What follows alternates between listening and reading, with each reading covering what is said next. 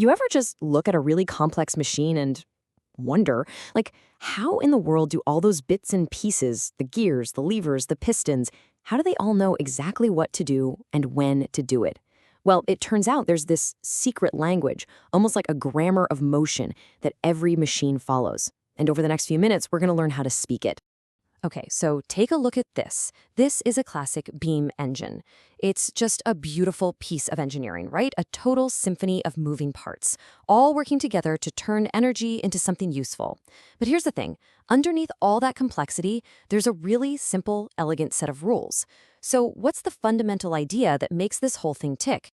It's a pretty simple question, but it gets to the heart of everything. I mean, it looks incredible just sitting there, but its real job isn't to be looked at. Its whole purpose is to move. So what's that essential difference?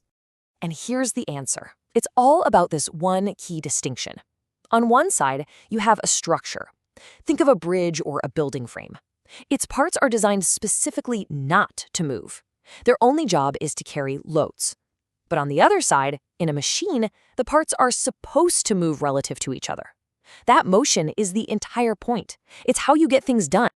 So to really understand this language of motion, we need to break this engine down to its most basic parts, its alphabet. Let's think of it like we're looking at a mechanical skeleton.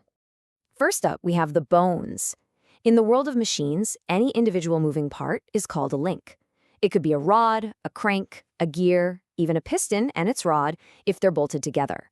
As long as it moves as one single rigid piece, we call it one link. Of course, bones by themselves are pretty useless. They need joints to connect them and let them move. In a machine, this connection is called a kinematic pair. And it's not just any connection.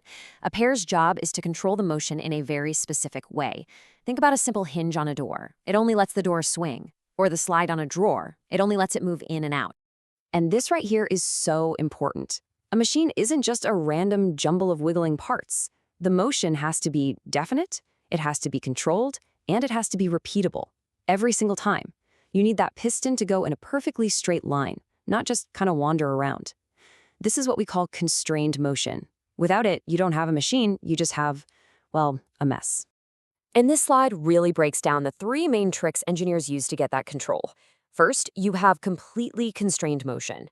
Think of a square peg in a square hole. It can only slide in one direction, period. Then, in the middle, you've got incompletely constrained. That's like a round shaft in a round hole. It could slide, but it could also rotate. And then there's this last one, which is really clever, successfully constrained. That's where you use an outside force, like that spring you see, to get rid of the motion you don't want. Okay, so we've got our building blocks, right? We have the bones, our links, and the joints, our pairs. So the next logical question is, how do we put them together to make a working skeleton? How do we draw up the machine's blueprint? And the answer is something called a kinematic chain. It's basically what you get when you connect a bunch of links and pairs together in a way that the last one loops all the way back to connect to the first.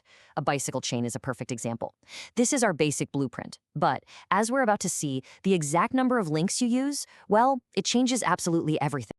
And this right here, this is the big aha moment in all of machine design.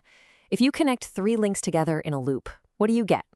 You get a triangle. It's rigid, it's locked, it's a structure, not a machine. But look what happens when you add just one more link. With 4 bars, the whole thing suddenly comes to life. It can move. You've just built the simplest possible mechanism.